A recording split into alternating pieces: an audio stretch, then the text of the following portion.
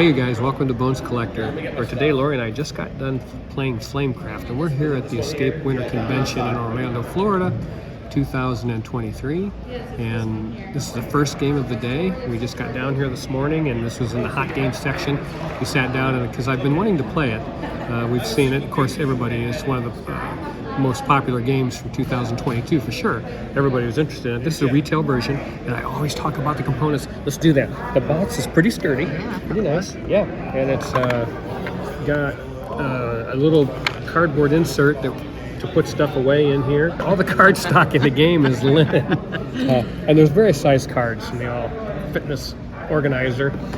And in this game, it's a simple resource management worker placement game. So you're going to run around to these different shops with your cute little dragon. Again, this is the retail version, and it's plenty nice. I don't want to mislead anybody. This is really nice. It's got a neoprene mat that comes with it. And all the token stock is thick cardboard, so it's pretty nice. And then these are shop cards right here, and it has a ton of them for a lot of variability in the game. On the shop cards, you're going to simply move your dragon there, and you can do one of two things. You can gather or enchant. Gathering means gathering resources, and enchanting means you're going to finish one of these enchantment cards that have resource requirements on them to score reputation points along this track that you're going to go around. I guess it goes right there. Yeah, so, and then these are your little reputation trackers, and if you manage to get past 50, it has a 50 on the back, but we didn't make that. We didn't make that far. This is our first play. Yeah. It's something that we always have. We just stumbled through it. When you go to conventions, because you sit down and you read the rule book and teach yourself the game, and it takes a little bit of time, and then your first gameplay, just like any other board game that you buy and play, it's always kind of just a simplistic look at the game. So to form a definitive opinion is very difficult with one play. But the game is produced very nicely, and it seems to work well. Again, you're going to travel around to these shops, do the different actions here, and once you fill one of these shops up with 3 dragons, because you can place a dragon on your turn, then you're going to place out new shops. So the town is always growing throughout the game. And when one of these decks is emptied, this enchantment deck or the artisan dragon deck, that triggers the end of the game. Everybody gets one more turn.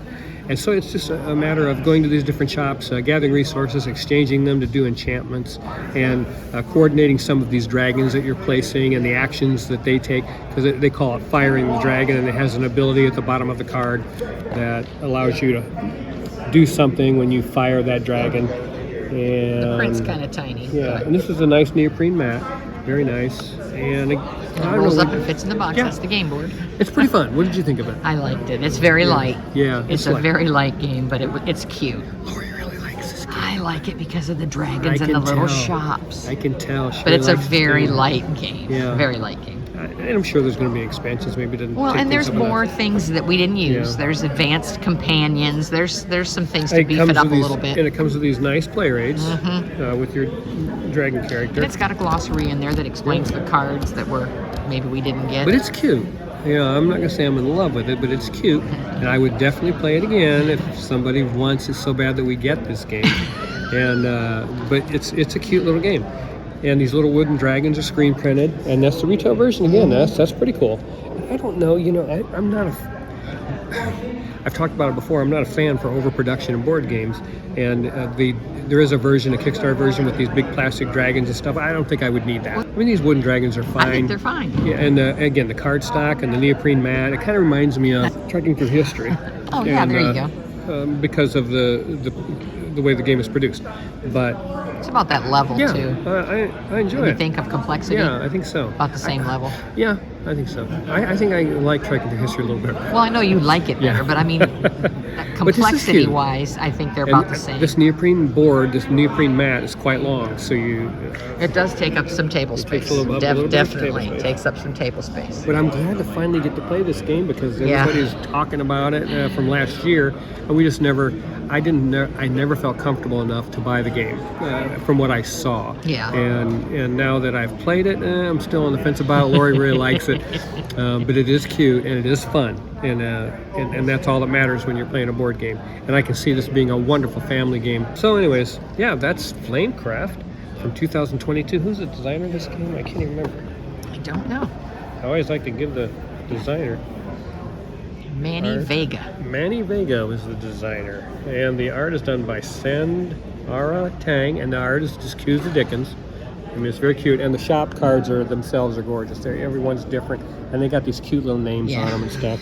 What was that one? I like Dracoville. Nunya's Beeswax. Nunya's Beeswax. I'm going to go to Nunya's Beeswax. So cute stuff like that going on in the game. So yeah, we're glad we played it. Now we got to, guess what? After you play the game at the convention, you got to reset it up for somebody else to play it. Yep, you got to set it up again. So we're going to shut up and put this game back to start. And go sit somewhere else and play another game. So we'll talk to you later. Bye-bye. Hey everybody, how you doing? Welcome to Bones Collector, and we're here at Escape Winter Convention 2023 in sunny Orlando, Florida.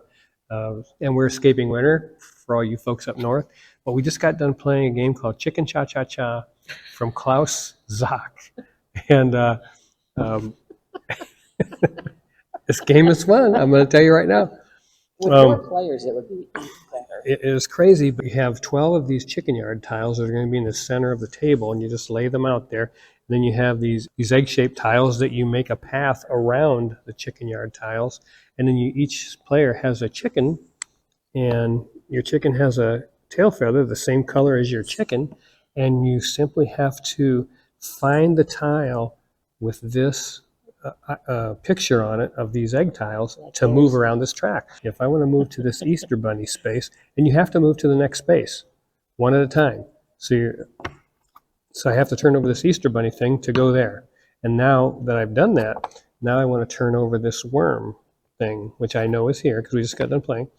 And then I have to do this one, which I have no idea where that's at. It's right there. Yep, so that's there. And then you just keep doing that. No, there it is. And the first person to start out on opposite sides. Yeah, we'd start out on opposite sides like that, and the first person to catch the other player takes his tail feather and wins the game. But you have to go ahead of them. But it's a memory game, obviously, and more players, I think, in this game, the more fun it would be. Mm-hmm. But this game's worth owning. I'm going to tell you right now, it's fun. I could see playing with 3, 4, 5 players. We didn't get it. I can't believe it. It's like a 4? 4. So chickens. It plays 2 to 4, but 4 players, this would just be a gas. And it's because it is a race. You're trying to... Well, 4 players, you'd have to get everybody's tail feathers. Yeah. And you'd be taking them from each other. That could go on a while. So eventually you can memorize the placement of these tiles. Unless you're old like us and we just turned it over and can't remember where we saw it. Yes, but it takes a while before you start to feel comfortable about where some of these tiles are. So you're doing that and moving around this barnyard, and it's a lot of fun. We saw this game. This game of the day had cool stuff, I think. Didn't buy it. We should have. Didn't buy it, and I wish I would have. Out of stock. Yeah, and these tiles are super thick. They're nice. And they're real nice tiles, and these chickens are made out of wood. Chicken Cha-Cha sounded silly, so I didn't even look at it. But it's a very fun game. I would get this game out and play it just out of a when you're in a goofy mood, and play this game. It's something like this is a lot of fun. Because you're sure you know what's there, and you turn it over, and you're like, oh, that's not right. And again, it takes you quite a while to learn the position of all these tiles. So, but that's a lot of fun, and that is called Chicken Cha Cha Cha. And I think this game is excellent for the application. It does have its purpose. You will enjoy playing it. This is, if you have children, this game is just a no-brainer. And they'll probably kick your butt. Yeah, they'll probably murder you at it because my head's full of information that's of no use to me or anyone else, which is sad. How many home runs Henry Aaron has hit? Who? Yeah, I know that, but I don't know where the tile for the feather is. But it's just a lot of fun, and the rule book is what you'd expect, piece of paper. And again, I would highly recommend this game for anybody that has kids and grandkids. Yeah, grandkids. Yeah, just young people. It's just a lot of fun, and I could just see playing this over and over and over again. So yeah, that's Chicken Cha Cha Cha. Again, we've been wanting to play this game because I was curious. When I saw it played on YouTube, I thought, you know what, we should have bought that game because there's times when you will use this if there's young kids around, or if it's just a family affair and you just want to have some some laughs and some good fun. This is that type of game. So yeah, chicken cha-cha-cha. We'll see you again in a minute. Hey everybody, welcome to Bones Collector. Lori and I just got done playing another board game called Colors of Paris by Nicolas de Oliveira. And the art is by Fabrice Weiss. This is from 2019, and I had seen this box cover and seen it, the game for some reason, maybe on YouTube or something, and I was quite curious about it. So when I saw it in the library just now, I wanted to play it because it seemed like a lightweight game, and it is not. Yeah, that doesn't mean it's heavy. It's just there's a little bit of crunch to this game. Now the object of the game is to complete a couple of paintings. That's it, 2. You complete 2 paintings, the game's over with. And those are the paintings, and they have these nice little cardboard easels that they stand on. And then the other way the game can end, the other trigger, is to have these 5 black cubes gone. And you do that by mixing certain paints in order It'd be hard to do. I can't imagine doing that. Now, there's a lot of different paths you can take in this game. I mean, are you going to go after black cubes to score, or do you want to complete paintings? And you can complete paintings using, you can cheat a little bit by acquiring these white cubes rather than the primary colors, and you're allowed to use 3 of the white cubes on each painting if you wish, but it's minus 2 points at the end of the game for every one of those you use to complete a painting. Let's talk about production first. I'm sorry. Kind of a box is okay, not the best, but it's okay. And these plastic cubes are just acrylic. The cardstock is, yeah, it's linen. Yeah, it is. These are linen cards. And this central board mechanism is pretty cool, and it's pretty decent. Yeah. And then we have these blockers on here for a 2-player game. Let's talk about this central board. You start the game like this. Was it this way? With the red at the Just top? So the arrows doesn't matter. Yeah. I don't think. So you start the game like this, and the wheel has arrows on it so that they point to these off-limit spaces.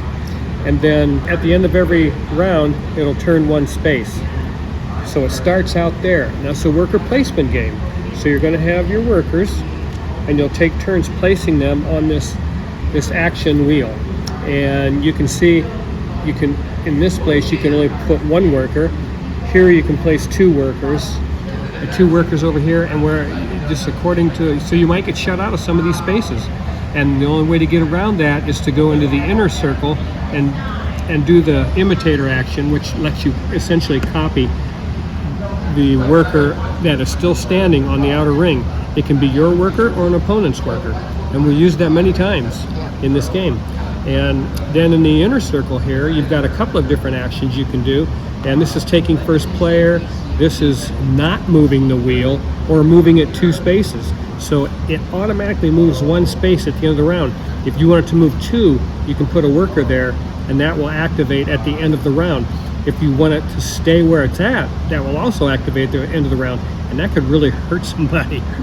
I mean, if there's something you really need, like a certain color or something, and somebody says, "Well, listen, we're not moving the wheel again." Let's say that red, you needed red in order to do something. If a person took their worker and went here and said, "Notice you needed red to complete a painting," and you don't have any, and they know you want this spot to come around, they can put their worker there and freeze this wheel. And oh man, that would really suck. You'd have to go get another card if it didn't have red on it or something. But that's pretty awesome. So you got the imitator, freeze the wheel or move it 2 spaces, and take first player and a white cube. And in the inner part of that circle, you can go here with your worker and you get white cubes. Is that what they're called? White cubes, white pigments. They're pigments. White pigments according to how many, up to the number on your player board. So that's pretty cool. And then you're also trying to move these markers up on your player board right here. And that gives you, this tells you how many pigments you're going to get when you go to whatever color on the action wheel. This tells you how many you can mix when you go to that space on the action wheel. And the brush tells you how many pigments you can place on the painting when you go at that space on the action wheel. So there's a little bit going on in this game. And you're trying to weave that strategy together as this thing is spinning around and you're placing your workers. And then also on your board, you can see if you get your workers up high enough, you start the game with 3. But if you get it up high enough, you can choose whether to take 6 points or get an extra worker. And I took an extra worker, and I think that helped me. It did. I think 4 is a sweet spot. I think you have to get 1 more worker because this game's going to end, folks. Yeah, you only finish 2 paintings and you're done. 2 paintings and you're finished. So you getting 1 worker would probably be the primo spot because I got it like 2 rounds before the end, and just in time. And then you just got a space on your board here to store all your pigments.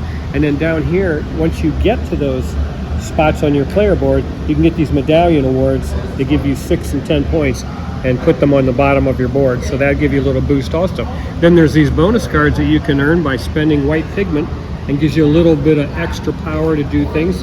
And you can only use them 1 per round. And then you got these guys. Oh yeah, then you got these painter guys, and he gave me a special power. They got when you complete a painting, you can retrieve 3 of the pigments from it and immediately place them on another painting you have. That's pretty awesome, and I used that. And yeah, that's the other side of it. Mine allowed me to keep 16 paints. You can only keep 12 paints at the that's end of nice. the round. Mine allowed me to keep 16. Oh, nice. So that helped because you had to throw away a lot of paint. Yeah. It dries up. Your paint dries up. Paint dries up because you can get up here pretty quick, and you only can keep 12 pigments to the next round. Yep, I could keep 16. That was my power. And so you're balancing. It helped, but you still want. You got to spend this stuff. You got to spend it as you get it. So it's a balancing act. It's very delicate. I mean, I'm pretty impressed. I didn't expect it. Yeah, I didn't expect the game to be this good. Actually, it was a lot crunchier than I thought it was going to be. And I like it a little more than Lori likes it. But the reason why I like it so much is I always loved this movie, Woody Allen movie called Midnight in Paris. Midnight in Paris. With Owen Wilson and is it Rachel McAdams? Yes. Owen Wilson and Rachel McAdams. Just a fantastic film. And if you get the chance to watch that, it's just amazing because he goes back in time and he gets to talk to these painters that are in this game. Let's see some of the characters. Where'd they go? Oh, here they go. Yeah. Some of the guys in this game. Vincent Van Gogh. So we got Paul Cézanne, Henri Toulouse-Lautrec, Claude Monet, Edward Manet, Auguste Renoir, so there's Renoir, and Paul Gauguin. So these are characters that are in that movie, so this really elevated my pleasure level for this board game. I like this game. And you get a whole stack of paintings that you can complete, and if you can see, like there's different pictures on the back of them that you get to enjoy, and then this side is you apply all the pigments to complete those paintings. Are on the bottom. Yeah, and the points are on the bottom. Oh man, the points. Yeah. I mean, there's not a lot of rules to the game, but it's a pretty crunchy little puzzle. I did not expect it to be so good. I really didn't. I liked the game a lot. I'd have to think about whether I'd want to own it. And if you can see on the board here too, for a 2-player game, you see these blockers I put in, and it's painted on the board. 2 to 3, 2 to 3. So all the 2s, you got to put blockers where it says 2 when you're playing a 2-player game, and it has 3s for a 3-player game. There's 2s, and there's a 2 and 3, so you'd have 2 blockers for a 3-player game. But man, it's well-designed game. I'm pretty impressed. I haven't heard of this guy, so I don't have the time to look up and see what else he's done. But I liked the game, and it worked well. I didn't feel like there was. This ends really fast. Yeah.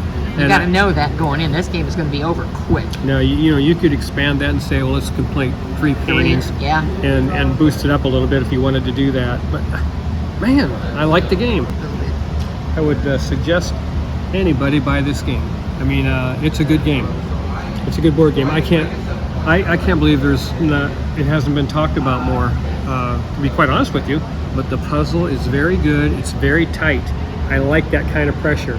So there is some real pressure in this game because you're watching your opponent too and seeing how many pigments they're putting on their cards, and if they look like they're completing their second painting, you better scramble, you better hustle and get things put together. You're trying to go through those things. You get nothing for incomplete paintings. Yeah, you get 0, man. I knew you were going to finish, and I just couldn't get there. This spinning wheel is pretty awesome for your worker placement. It changes what's available to you. And then once you use that action, you lay your worker down to show you've used it. And that's all there is to it. And it's a nice puzzle. Pleasantly surprised with Colors of Paris. Did not expect it to be so good. Yeah, I'll have to give this some thought for sure. And if there's one of these for sale on the VFM, so yeah. All right, yeah. Onward and upward. We're gonna look around go through the library for another game and see. Oh, wait a minute, we got one coming. Here we go. Uwe Rosenberg's Etowah. We're gonna play that next. After lunch. First, Yeah. we're going to eat. We're gonna eat lunch and then we're gonna play that. So yeah, I'm glad to tell you about this game. If you guys got it, you got a good game. And if you like this kind of worker placement puzzle, you really enjoy it, check it out. That's Colors of Paris. Hey everybody, welcome to Bones Collector. Lori and I just got done playing Uwe Rosenberg Etowah. Etowah is a title that was published in 2022. It's advanced level, so it took me a little while to read the rule book. And Uwe Rosenberg has done a really good job with this game. But this game takes place in Ghana, Africa, and it's about the importance of fruit bats, which is just amazing.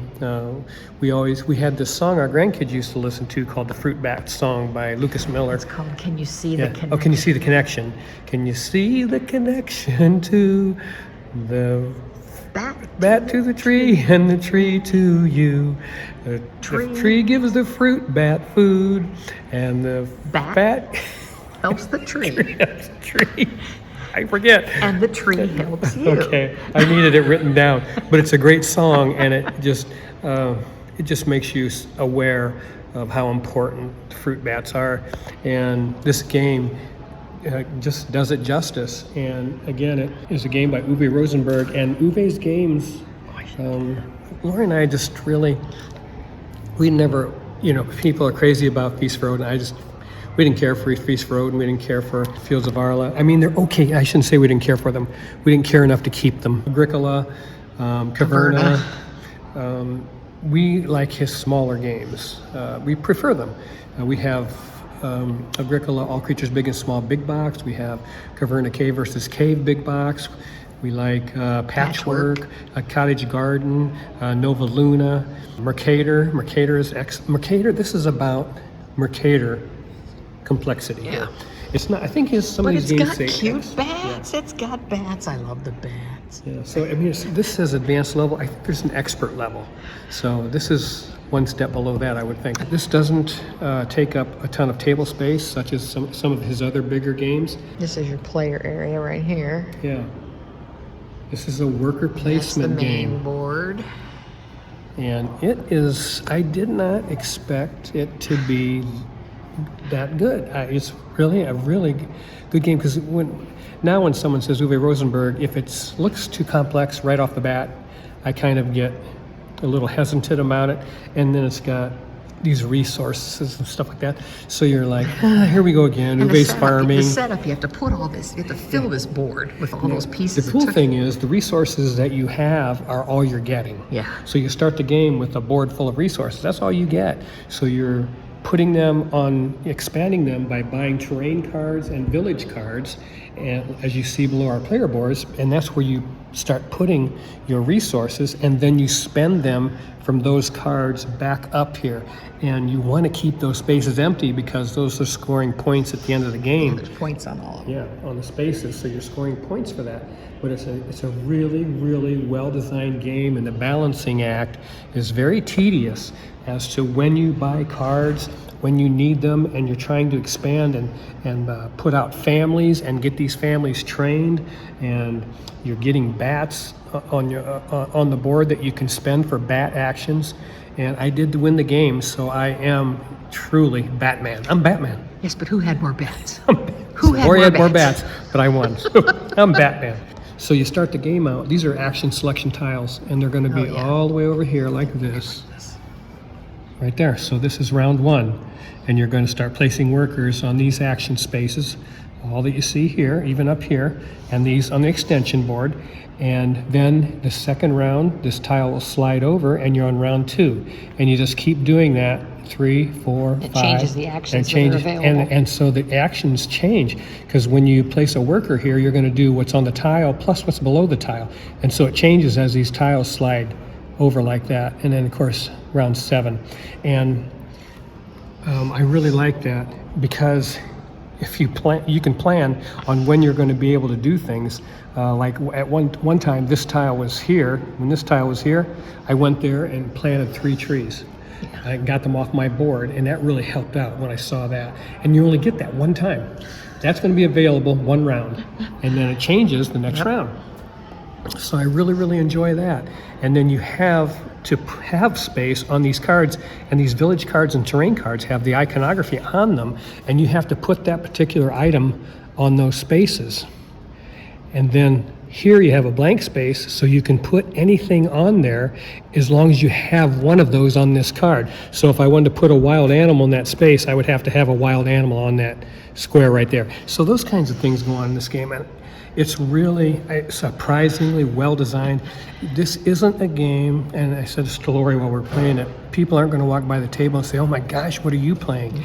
This isn't Endless Winter, it isn't Mosaic, it isn't Wonderland's War. I mean, there's nothing like that. This is just a well-designed game that has an amazing theme, and every action you take in this game is tied to that cycle of life where the bat eats the food and poops out the seed.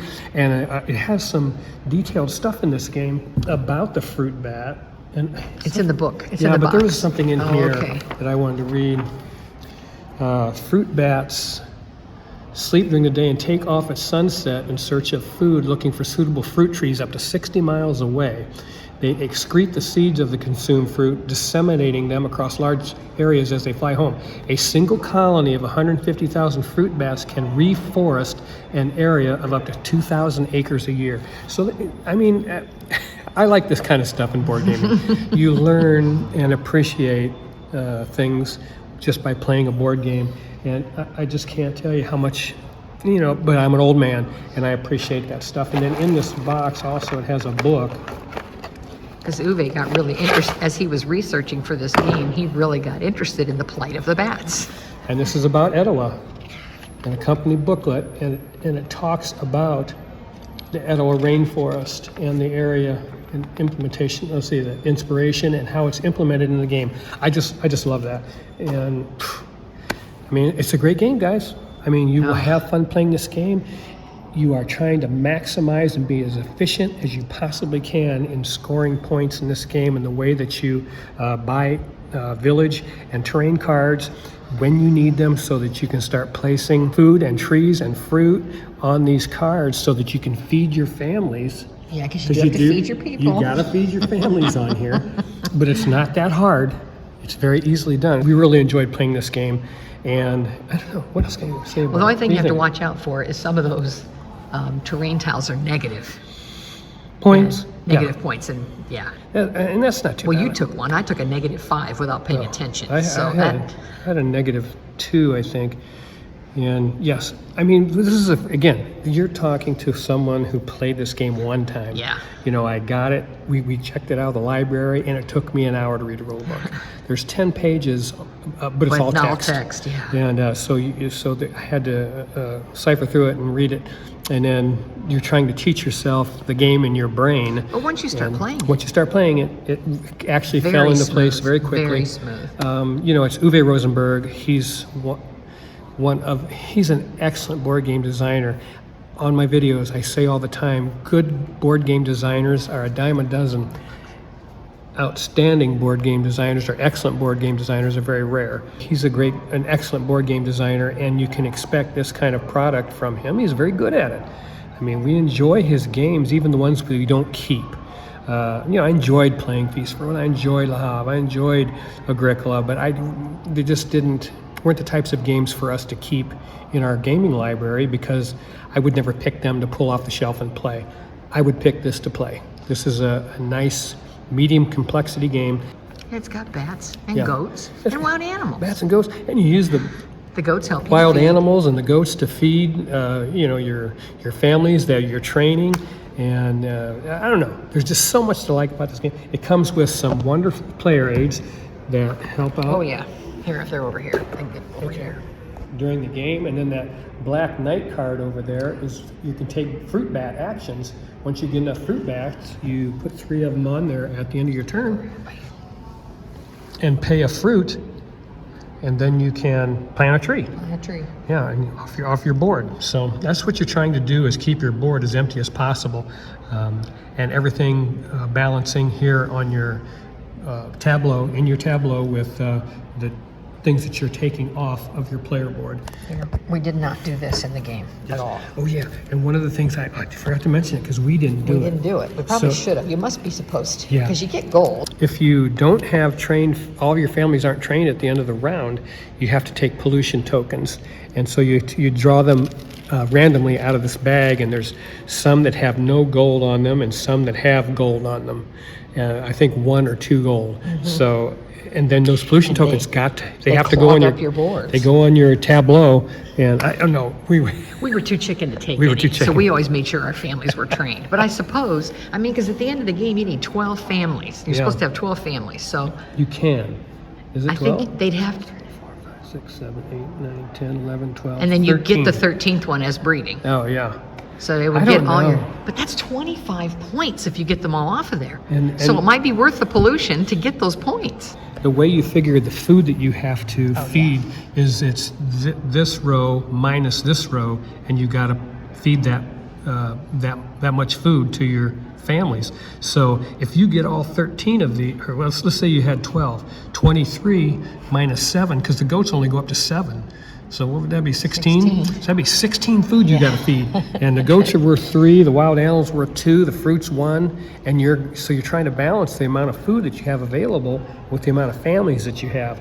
So I'm sure we were both conservative. We were. Yeah, I in the know way I that- wasn't going to do in it. the way that we approached the game. And we scored around 100-point mark. And for our first play, I thought it went very smoothly. I don't think we missed anything other than strategies. I think there's much more strategy, but I don't believe we missed any rules. But this is a wonderful game for anybody wondering about it. And that looks like my cat, Toothless. It does. We said that looks like our cat. But Who I'm sure is missing us right now. production-wise, this is the usual thin box from Lookout. Is that Lookout Games? Yeah, this is Uwe's company, I believe, Lookout Games. I wish they would step their game up. That's not horrible. Yeah, We but have still, worse. but yeah, It's too easy to crush a box like Yeah. this, so it drives me batty. I'm always going to complain. I'm old, I'm going to complain it about drives you it. batty. And get it? And I wish they would step up their game on the box, but other than that, The everything other else is components produced are- very nicely. It's not linen cards. Not linen? No, I thought they were. they're just regular card Okay. stock. You don't handle You don't them. handle now, them, so it's no big deal. And the cardboard is, this medium thickness, and I don't think there's anything here. All the components are wood. which is very nice. Yeah, which except is for gold. The bats, goats, and fruit, and wild animals are all wooden.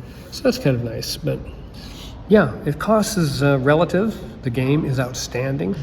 I like amazingly designed games. This is one from Uwe Rosenberg. If you haven't checked it out, No. give it a chance. It's a great game. Yeah, it's outstanding. And I'll see you next time, Bones Collector.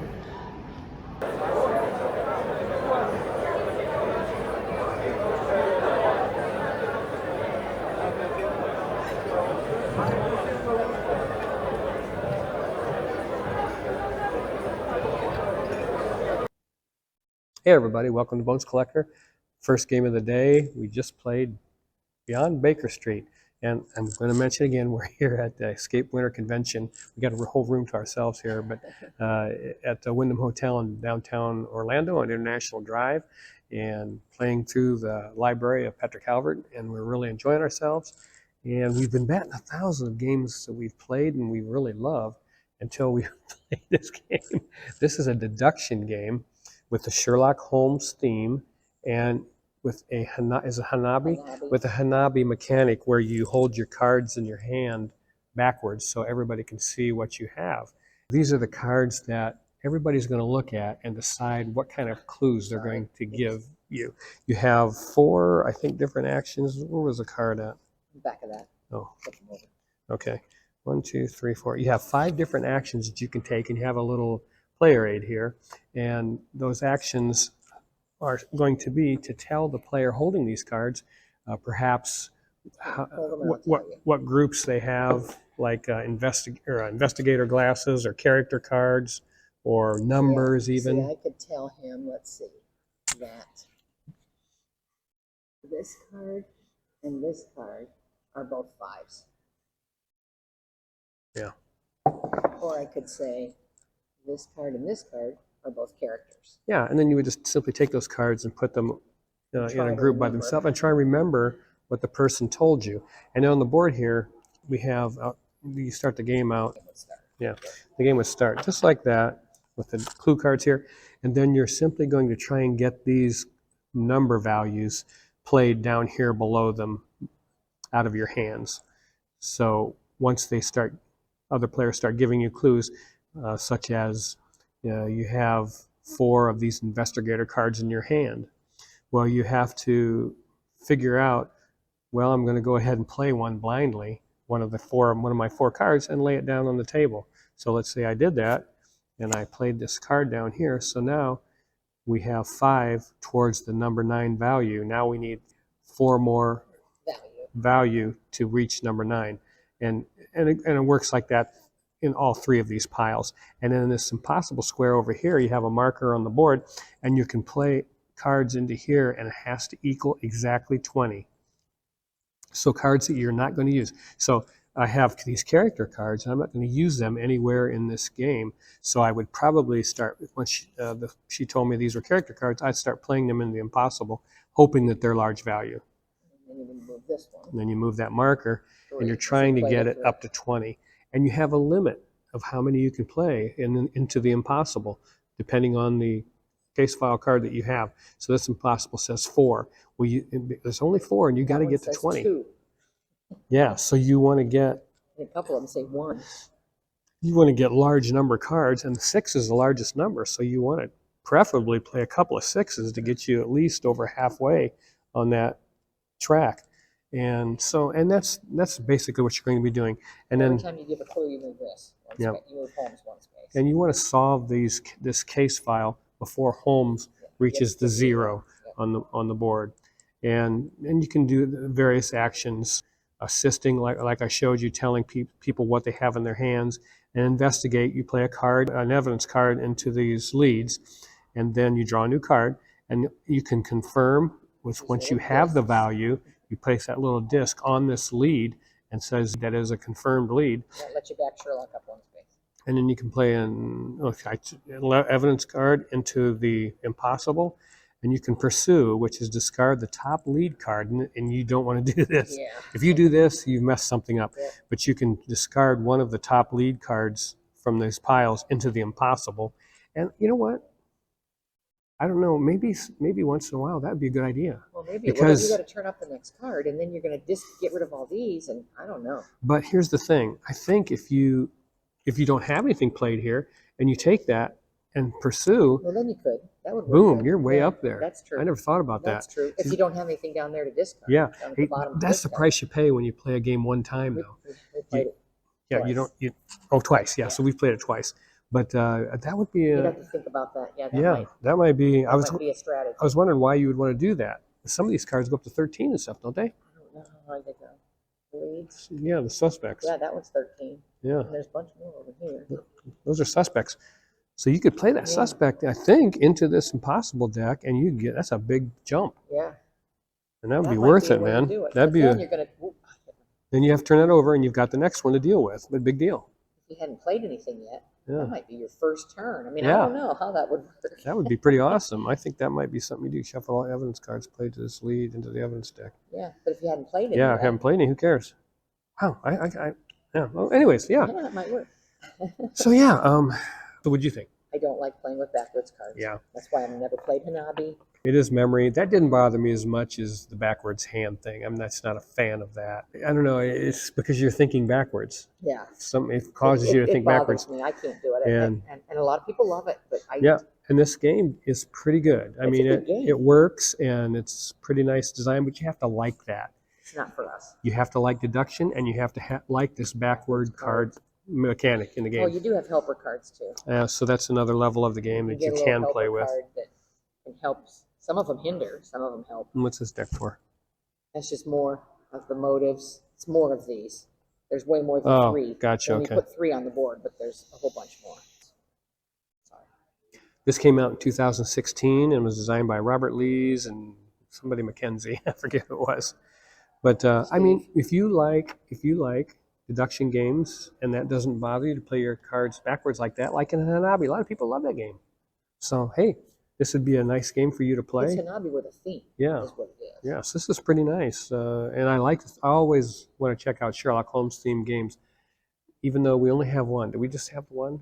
Mhm. We have, what is it, Holmes, Mycroft, Sherlock and Mycroft. It's a 2-player only game by Diego Ibanez. I'm pulling that name right out of my hat. And that's right. And we got that game years and years ago. You can find that game so cheap. It's a set collection. It's got the Sherlock Holmes, about a board this size. It's a worker placement. We've played that game for years and just never have felt the need to get rid of it. We always like playing that game. Take it when we travel. It's Yeah. small. I really love that. But yeah, this isn't our cup of tea. But again, that doesn't mean Deduction anything. games aren't our cup Yeah, of tea, it's not our. It's not what we like to play. So hey, we wanted to do it though. We wanted to play it, and that's beyond. Good game. Yeah, if you guys like deduction games and you like the Sherlock Holmes theme, you might want to check this out, and that's Beyond Baker Street. You're good to go.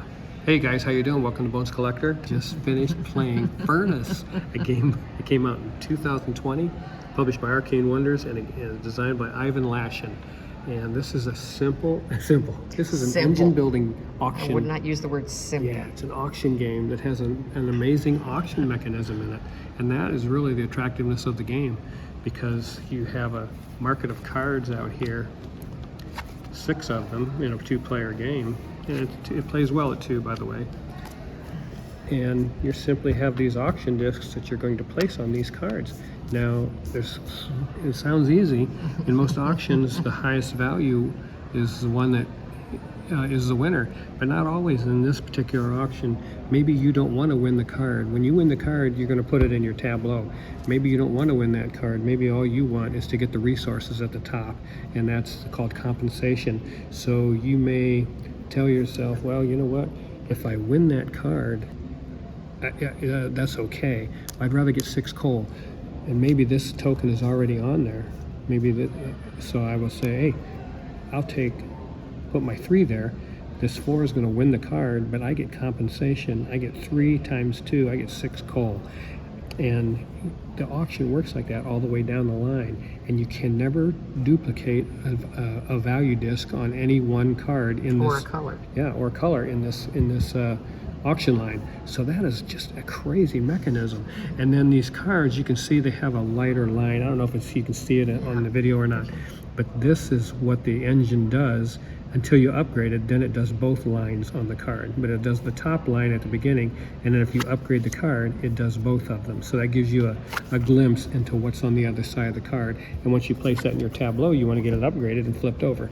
So that's the engine building part of it. And then once you have your cards in your tableau, first you do the auction, and then you do the compensation, then you do the production phase, and you're going to go through your tableau and tap these cards as you do the production phase of the game.